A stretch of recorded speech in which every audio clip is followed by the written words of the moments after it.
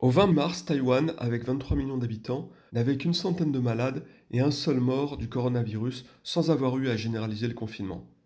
La France avait 11 000 personnes contaminées et 370 morts, soit au moins 30 fois plus par habitant. Parmi les mesures efficaces, Taïwan fait massivement recours au big data. On détecte plus rapidement les malades sur les routes ou dans les aéroports. Les personnes saines disposent d'un pass numérique, les autres sont hospitalisées ou mises en quarantaine.